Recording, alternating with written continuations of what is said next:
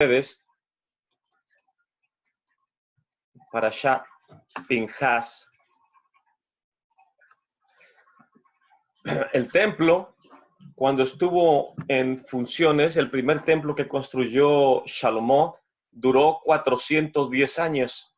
Después fue destruido por el imperio babilónico y después, cuando fue reconstruido, después de Esdras y Nehemías, que lo vino a embellecer y engrandecer en el reinado de tiempos de Yeshua, Herodes, el segundo templo duró un total de 420 años. La Quejuná de Pinhas, dicen los comentaristas, que durante todo el ciclo de operaciones del primer santuario hubo solamente 8 Kohen Gadols en los 410 años. Y todos los 8 Kohen Gadols, había más sacerdotes, había más Kohanim, pero los Kohen principales, el Kohen Gadol, en cada temporada del servicio del santuario, todos estos, los 8 en el primer santuario, fueron descendientes de Pinhas. Y en el segundo templo, que duró 420 años, como todo su ciclo de estar operando antes de ser destruido por el Imperio Romano, hubo un total de 300 Kohanim, y todos estos fueron descendientes de Pinhas. En otras palabras, durante todos los años que estuvo en operaciones el primero y el segundo templo, fueron un total de 830 años y sirvieron 308 Kohanim en todo ese ciclo de servicio, de los cuales todos los Kohen Gadols eran descendientes de la familia de Pinhas. Y ahí podemos ver cómo el Eterno cumplió su palabra de entregarle a Pinhas un Brit Shalom o un Brit Shelema, un pacto perfecto o un pacto totalmente completo entregado a Pinhas por causa de lo que él hizo de restaurar el honor del Eterno cuando este príncipe de la familia de Shimón trajo a esta mujer y estaba literalmente haciendo un ritual de inmoralidad enfrente del tabernáculo de reunión, y esto hizo que se llenara de celo a Pinhas. Y los sabios de Israel dicen que Pinhas es precisamente Eliyahu Hanabí, o en otras palabras, Pinhas tenía el espíritu de Juan el Bautista, que Yeshua mismo dice, si quieren conocerlo, este es Eliyahu al que ustedes están esperando. Entonces, Juan el Bautista, Yohanan Hamadbil, tenía el espíritu de Elías, y los sabios nos dicen que Elías y Pinhas es como si fuera una misma persona. Y Moshe hizo tal como Hashem le ordenó, tomó a Yehoshua y lo puso delante del Cohen Eleazar, y delante de toda la congregación puso sus manos sobre él, le impartió autoridad, tal como Hashem había hablado por medio de Moshe. El capítulo 28 y 29 están especificando acerca de las ofrendas y de las festividades, y estos dos capítulos contienen las últimas palabras que Hashem habla en la Torá a la comunidad de Israel. Sus últimas instrucciones son acerca de celebrar sus festividades, sus hagim. De aquí en adelante, hasta el final de Deuteronomio, solo hablan Moshe y Yehoshua, dándonos a entender que Hashem ya había designado líderes para la comunidad y que ellos guiarían a la comunidad. La Mishnah, en el Pirkei Avot, en el dicho de los padres, nos dice, Moshe Kabel Torah Meshinaí. Moshe recibió la Torah en el Sinaí de Mesorá le Yehoshua, y se la entregó en Mesorá o en heredad a Yehoshua. Yehoshua se la entregó a los Secanim, a los ancianos, y los Secanim, los ancianos, a los Nebaim, a los profetas a los hombres de la grande asamblea. El libro de Números, desde el capítulo 27 al 30, así como la Mishnah, nos enseñan de una importante transición de Moshe a Yehoshua hasta llegar a los hombres de la grande asamblea. Por cierto, los hombres de la grande asamblea, Anshei Knesset Hagedolá, fueron los que vinieron después del cautiverio en Babilonia y volvieron a reconstruir el santuario. y entre ellos nos cuenta a los sabios de Israel, la Mesorá, la tradición, nos enseña que entre ellos estaban precisamente los que conocemos como profetas menores, Zacarías, Ezequiel, estaba Daniel, Mardochai, todos estos hombres, Esdras y Nehemías, eran alrededor de 120 hombres llenos del Ruach del Eterno. Todavía había profecía en el tiempo de ellos. Después de ellos dejó de funcionar la profecía, pero estos hombres de la grande asamblea fueron los que prepararon la transición del desierto a la tierra de Israel. Así como Yehoshua preparó Moshe a Yehoshua, así también los hombres de la grande asamblea preparan en tiempos del santuario y preparar a la siguiente generación en caso de que vuelva a ser destruido el santuario, cosa que volvió a ocurrir al final de el segundo templo, que fue cuando los romanos lo destruyen en el año 70 de la era común. Y por lo tanto, esta parashá nos va a enseñar grandemente acerca de lo importante que es ir de una transición, de una condición, de una mentalidad o de una generación a otra generación, de una mentalidad a otra mentalidad, de ir renovándonos, preparándonos, pero siempre fortaleciéndonos para madurar y servirle al Eterno como Él demanda de nosotros. Y del desierto a Eretz Israel, este cambio en el que ahora tendríamos que poner en práctica todo lo que esta generación aprendió en su caminar por el desierto y tuvo que entrar y poseer la tierra, donde la bendita Torá, decimos, ya no está en el cielo, sino está con el pueblo de Israel. El mismo apóstol, el Shliach, Rav Shaul, nos dice, cerca de ti está la palabra, en tu boca y en tu corazón, para que no digas, ¿quién subirá al cielo a traerla? ¿O quién descenderá al abismo? Más que dice, cerca de ti está la palabra, en tu boca y en tu corazón. Y esto enseña grandes cosas, que hay una transición. Cuando uno confiesa con su boca acerca de Yeshua y uno cree en su corazón que Él es el que el Padre ha designado, así como el pueblo de Israel vio, oyó y creyó que Moshe estaba designando a Yehoshua como el siguiente general en jefe, el siguiente líder que iba a introducir a las tribus, a la tierra de Israel. Toda la gente lo vio la acción y creyó en lo que el Eterno le había instruido a Moshe. De igual manera, cuando Yeshua viene y la voz truena desde lo alto y dice, este es mi Hijo amado, en el cual yo me complazco, todos los que escucharon la Bat Kol, la voz que viene de lo alto, ya no pueden volver a ser los mismos que eran antes. Cuando uno cambia, uno se mueve o transita, en este caso, ya sea de su manera de pensar, su manera de creer, su manera de estudiar, su manera de caminar, su manera de vestir, su manera de estudiar, está haciendo una transición sumamente importante y las transiciones son algo que literalmente cambian nuestra vida. Y la Torá ya no está en el cielo, ahora es entregada al pueblo de Israel. Y el Eterno designa al pueblo de Israel, a la comunidad de Israel, como su especial tesoro. El Eterno también designa a Yeshua HaMashiach como su Hijo amado, en el cual debemos nosotros sentir una paz total, así como a Pinjas le dio un Brit Shelema, un pacto total. A Pinjas se le conoce como el príncipe de paz, Sar Shalom. No es coincidencia que al Mesías se le conoce como el verdadero Sar Shalom, el príncipe de paz, lo dice el profeta Isaías, porque un príncipe, un hijo nos es dado y el principado sobre su hombro y llamará su nombre admirable, el Padre eterno, Elohim fuerte, príncipe de paz. Hashem ya no daría más palabras para la Torá. Por eso nos da por último las ofrendas, los votos, los nedarim, etcétera, etcétera. Pero, ¿qué tienen en común todos ellos? Las ofrendas adicionales, que se le llama Korban Musaf. No son obligatorias, sino son voluntarias. El olá es en base al medio shekel comunitario y los votos, los nedarim, son votos voluntarios por amor a él. Como dijo Hannah cuando estaba orando, si el Eterno me da un hijo varón, ella hizo un voto, lo consagraré para que sirva al Eterno toda su vida, y lo cumplió. Ella hizo un voto y cumplió su voto.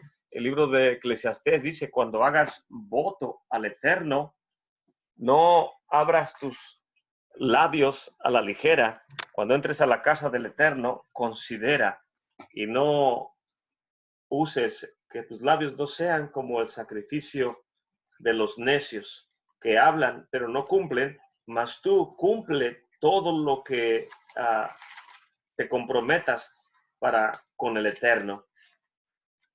Viene en el libro de Kohelet, si usted lo quiere buscar más tarde.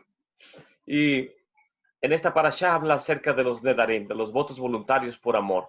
Y nos enseña que de aquí en adelante solamente el deseo voluntario, sin obligar a nadie, es lo que va a establecer que se obedezca su palabra y se reconozca en este caso a Yehoshua como líder después de Moshe.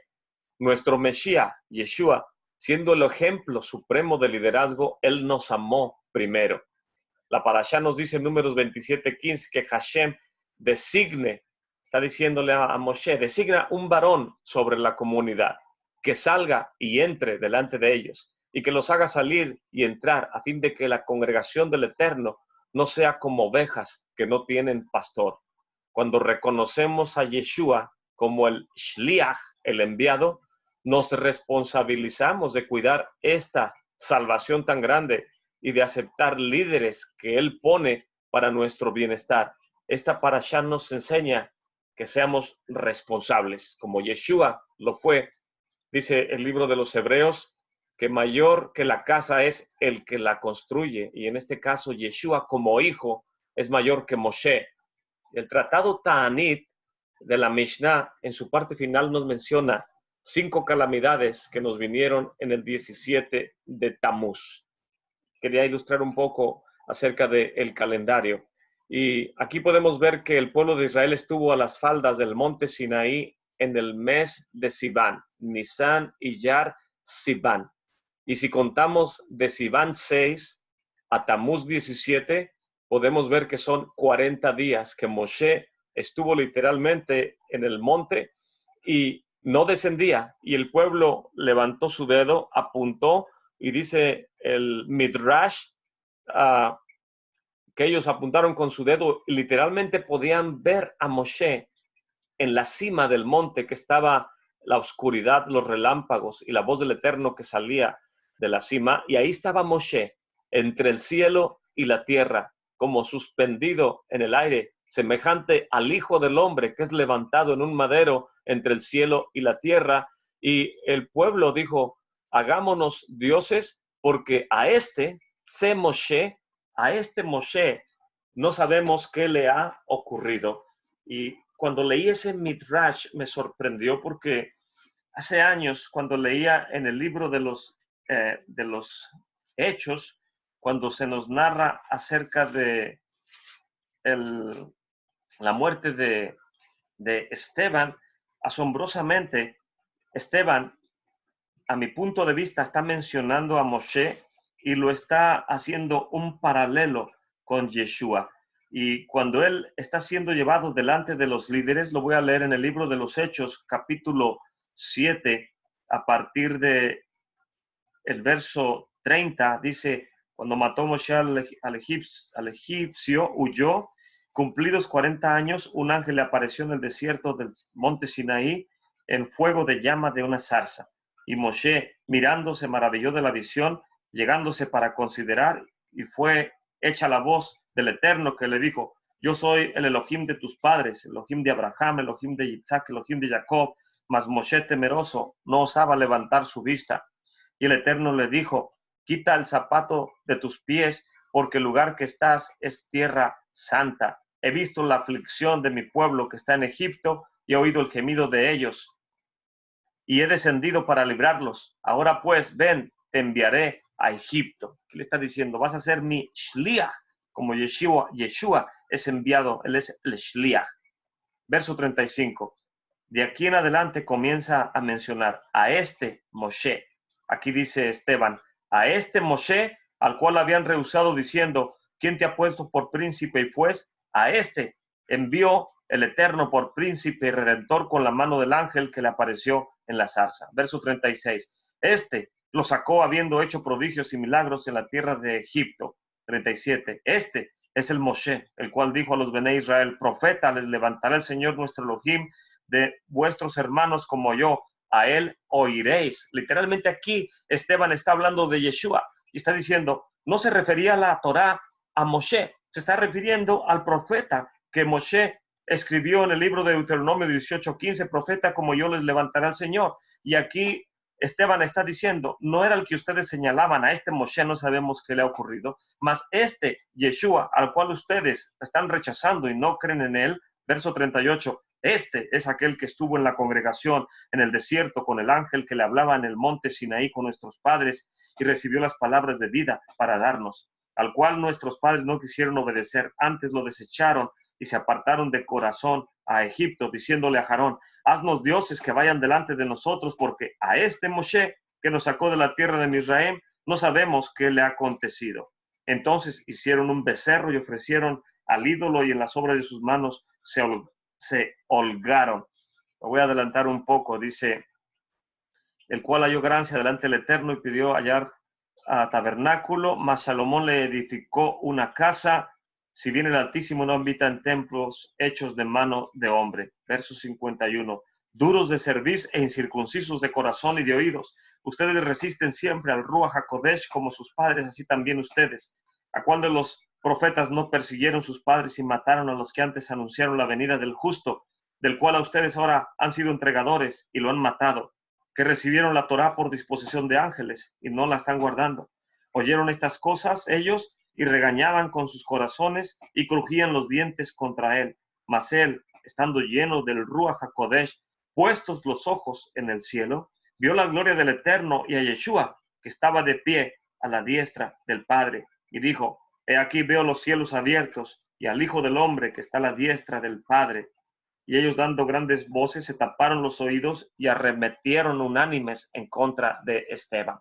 Pero aquí podemos ver en el capítulo 7 del libro de los Hechos que repetidamente dice el verso 35, a este Moshe, el 36, a este Moshe, el 37, a este Moshe, el 38, a este Moshe. Continuamente está señalando que a este Moshe, o sea, a Yeshua HaMashiach, al Redentor, que ahora están rechazando, el Eterno lo ha puesto por Redentor y no quieren escuchar y terminan apedreando y matando, en este caso, a Esteban.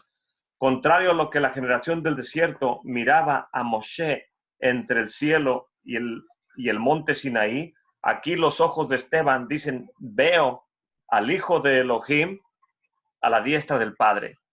Y no todas las versiones lo dicen, pero el texto original dice de pie. Y normalmente es traducido nada más que está a la diestra del Padre. Pero en el 17 de Tamuz, precisamente cuando Moshe desciende de lo alto, es cuando el pueblo ya se había construido un ídolo y estaban danzando y el Eterno envía a Moshe. Moshe baja con las tablas y las tablas lamentablemente ya no van a funcionar porque el pueblo ya había roto el principal y grande mandamiento. Ani Hashem, yo soy Hashem, su Elohim, no te harás dioses aparte de mí. Ya habían roto el mandamiento.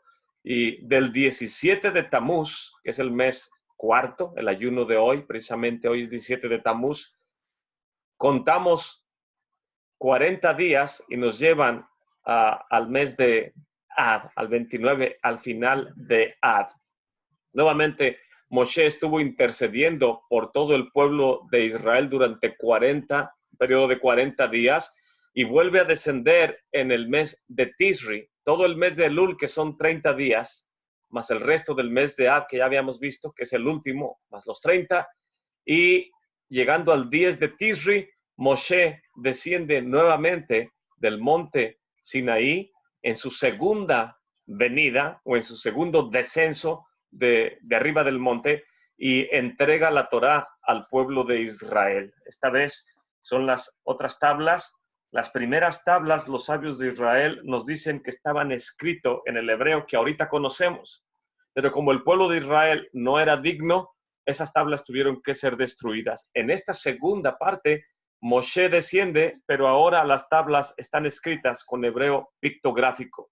Un hebreo que no es de la misma calidad al hebreo que fue inicialmente dado desde lo alto, desde el trono de la gloria. Y los sabios de Israel nos comentan en tiempos de Daniel que cuando sucede la escritura en la pared, el hebreo que está en la pared no es pictográfico, es el hebreo que hoy tenemos en los libros santos, es el que se le llama asurita, Ashur, que trajeron cuando vinieron del cautiverio con Asiria, con Babilonia. Y cuando está la escritura en la pared, dicen los sabios de Israel, solamente los que estudiaban con los grandes sabios de Israel, ellos sabían, porque de generación en generación se había instruido que las primeras tablas de la Torá fue escrita en ese tipo de letra. Y Daniel, que era de la tribu de Judá, de los príncipes de Israel, él sabía desde su niñez, había sido instruido en los secretos de la Torá. Él conocía ese tipo de escritura que se conoce como el hebreo asurita, y cuando él ve la escritura, inmediatamente la interpreta, porque él sabía. Los demás que conocían el hebreo pictográfico, ellos no entendían lo que estaba escrito en la pared. Pero en el mes Tisri viene Moshe de lo alto con un Sefer Torah, con la Torah, los mandamientos escritos en hebreo pictográfico, y se le entrega entonces al pueblo de Israel ese tipo de letra hebrea, que era de una santidad, pero era de santidad inferior. De igual manera, la primera venida del Mesías no se compara con la segunda venida que viene a instituir literalmente el reino. Ahorita el reino está aquí, pero no en su plenitud. Hasta que esto corruptible se vista de incorrupción, entonces se cumplirá el dicho, sorbida es la muerte en victoria. Y aquí podemos ver que después de estos 3 periodos de 40, finalmente Moshe desciende del monte por segunda vez con las tablas de la Torá en el día de Yom Kippur. Y si volvemos a la Mishnah, el tratado Tanit nos narra que las 5 calamidades que tuvieron lugar en el 17 de Tamuz, ya las mencionamos, las tablas de la Torá fueron rotas, la ofrenda diaria, el Corbán Tamid, en el primer santuario dejó de ofrecerse, ya no había corderos. En el periodo del segundo templo, los muros de Jerusalén fueron rotos en este día. Apóstumos o Antíocos Epifanes quemó un Sefer Torah también en un día como hoy. Y número 5, una abominación desoladora es puesta dentro del santuario. Estas 5 calamidades tienen algo en común: el monte Sinaí. 5 eventos cuya finalidad es desconectarnos con el compromiso que el Sinaí representa: la data de la Torá, el desposorio entre Hashem y su pueblo, el derramamiento del Ruach HaKodesh. Recordamos que el Eterno dio la Torá en el día 6 de Sivan. Igualmente, el libro de los Hechos, capítulo 2, el Mesías dijo, no salgan de Jerusalén hasta que sean llenos de poder de lo alto. Y aquí podemos ver literalmente que estas calamidades están en contra de la data de la Torá, están en contra de reconocer al pueblo de Israel como el especial tesoro del Eterno, y está en contra todos estos reinos que han venido a destruir y han venido en contra del pueblo de Israel, están en contra de que el Ruach HaKodesh y Yeshua HaMashiach sea reconocido como parte de la Torá de Israel, de la herencia del pueblo de Israel. Los griegos, los asirios, los babilónicos, todos los que han venido, los griegos, romanos, asirios, babilónicos, todos han venido en contra del pueblo de Israel y se han opuesto al Shabbat, se han opuesto a las festividades, se han opuesto a la santidad del pueblo de Israel. Cuando viene Roma, decreta no más Shabbat, no más Torah, eso ya quedó atrás, ya es Viejo Testamento, ahora estamos en el Nuevo Testamento. El Dios del Antiguo Testamento era un Dios cruel, sin misericordia, mas el Dios, Jesús, del Nuevo Testamento es un Dios de paz, es un Dios de misericordia y de perdón. Y son los griegos, los romanos, los babilónicos, los asirios, que están en contra de todo lo que el Eterno ha decretado para el pueblo de Israel. Tanit, el tratado Tanit, nos narra que 2 fechas importantes, el 15 de Ab, que se conoce como Tu B'Av, y el 10 de Tisri, Yom Kippur, son 2 fechas aparentemente opuestas, ya que Yom Kippur es el día más solemne del año y el 15 de Av es uno de los días más alegres. Yom Kippur, también a Purim se le llama el día de que echó las suertes aquel perverso Hamán. Buscó entre todos los meses, era un sortílego de primera calidad, un hechicero, y él miró en todos los meses en cuál mes el pueblo de Israel era más vulnerable y decretó que en cierto mes el pueblo de Israel no tenía festividades, y vino en tiempo de Purim, que es antes de Nisan, en contra del pueblo de Israel. Y es precisamente en esa fecha que cuando nosotros nos mofamos del maligno y que había un decreto de muerte, nosotros nos vestimos de vida y nos mofamos del decreto de muerte que se había proclamado en contra de nosotros. Y Yom Kippur se llama Yom HaKippur, el día que es como Purim. En otras palabras, se pregunta a uno, ¿qué tiene que ver el día más solemne en que uno ayuna, en que uno no está con su esposa, se prohíben las relaciones maritales, uno está en ayuno, uno no come, uno no bebe, semejante a los ángeles del cielo somos en Yom Kippur, esperando que el decreto del Eterno sea favorable y que el día del juicio hallemos favor delante de sus ojos por medio de Yeshua HaMashiach? Pero el día de Yom Kippur, el día más solemne del año, el único día en que el Kohen Gadol entra en el Kodesh HaKodashim, en el lugar santísimo, solamente a pronunciar muy quedamente y con mucha reverencia el nombre del Eterno. Yom Kippur, solemne, Purim, es un día de alegría donde podemos beber un poco de vino hasta no poder decir la frase maldito Hamán y bendito Mardochai. Y los sabios de Israel nos enseñan en el tratado Ta'anit que esta paradoja, el día más solemne, al igual comparamos el 15 de Av, que es uno de los días más alegres. El 15 de Av se conmemora el inicio de la cosecha de la uva y Yom Kippur es la conclusión de la cosecha de la uva, la temporada de la vid verdadera. La Mishnah nos narra, las vírgenes de Jerusalén salían a danzar en los viñedos y decían, mancebos, levanten su mirada y escojan de entre todas nosotras, pero no busquen con sus ojos la belleza, no busquen la belleza, sino una buena familia, porque falsa es la gracia y vana la belleza, pero la mujer que teme al Eterno será lavada. Y también dice, denle a ella los frutos de sus manos y que sus propias acciones la laven dentro de sus puertas. Además también decían, vayan, hijas de Sión, y observen al rey a quien le pertenece la paz, al Mesías, y vean la corona con la que su madre lo coronó en el día de su desposorio. Este es el día en que se entregó la Torá y es en el día de la alegría de su corazón. El Midrash nos dice que el rey se refiere al rey Salomón y algunos Midrashes interpretan al rey a quien le pertenece la paz. Pero nosotros podemos razonar y decir, el rey Salomón no estuvo en el monte Sinaí. ¿Cómo es que los Midrashes lo mencionan diciendo en el día en que se le entregó la Torá, en el día de la alegría de su corazón, en el día de su desposorio? ¿Cuándo es el día de su desposorio? En el día en cuando se volverá a reconstruir el santuario. Salomón no estuvo cuando se entregó la Torá. Entonces, ¿cómo es que es mencionado en esta Mishnah, en el tratado Ta'anit? Los sabios nos dicen que se refiere al Yom Kippur que está por venir.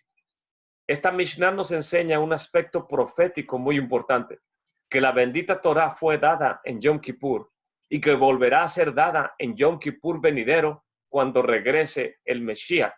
Y el servicio de Musaf en Shabbat, cuando estamos en la Kedushá, decimos, Él es nuestro Elohim, Él es nuestro Padre, Él es nuestro Rey, Él es nuestro Yeshua, y Él nos hará escuchar en su misericordia por segunda vez, delante de los ojos de todo ser viviente, para ser su Elohim, Ani Hashem Elokehem. Yo soy Hashem, su Elohim.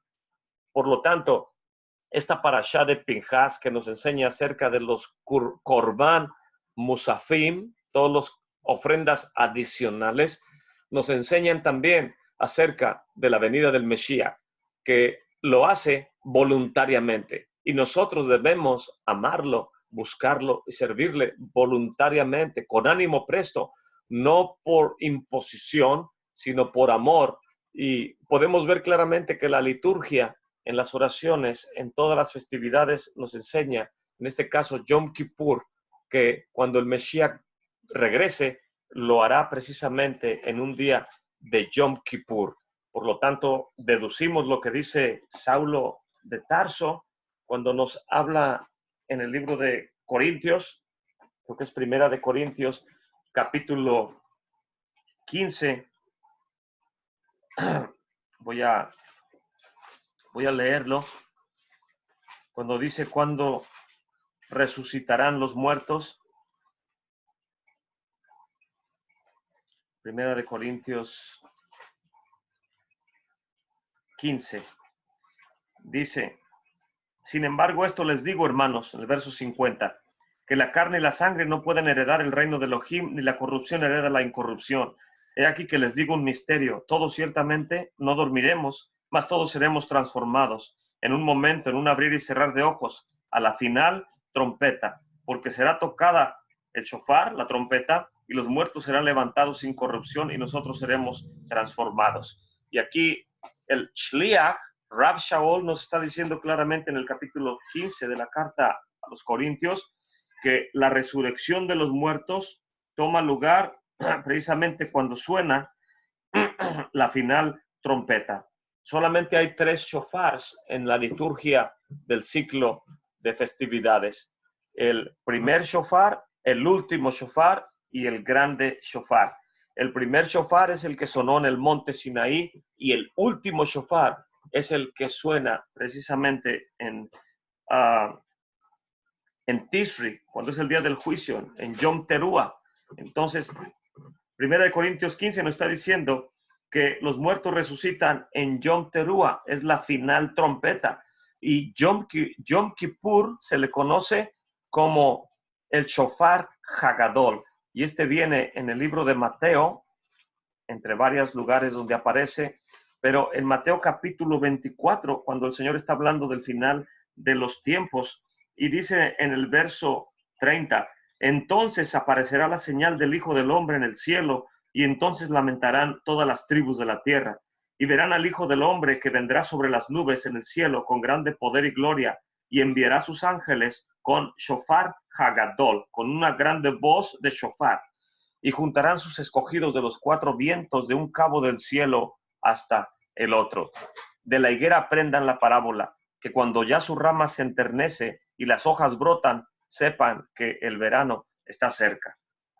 En otras palabras, Mateo 24 nos enseña acerca del shofar Hagadol que se suena en Yom Kippur, y en base a Mateo 24 y en base a lo que estamos leyendo en esta parashá Pinhas, es fácil deducir que la venida del Mesías ocurrirá en Yom Kippur, que es en el 7º mes, conocido como Tisri, que es entre septiembre y octubre. Por lo tanto, es importante prepararnos para las festividades. Ahorita ya estamos en Tammuz, luego viene el mes de Ab, que es cuando se destruye el santuario, se conmemora la destrucción del santuario. Luego viene el mes de Lul por 30 días más los 10 de Tisri, que son los días de arrepentimiento, de Teshuvah, e inmediatamente después de Teshuvah viene Yom Kippur. Es la culminación de todo este periodo que debemos estar preparados, porque el Mesías regresará en Yom Kippur. Y desde el 17 de Tammuz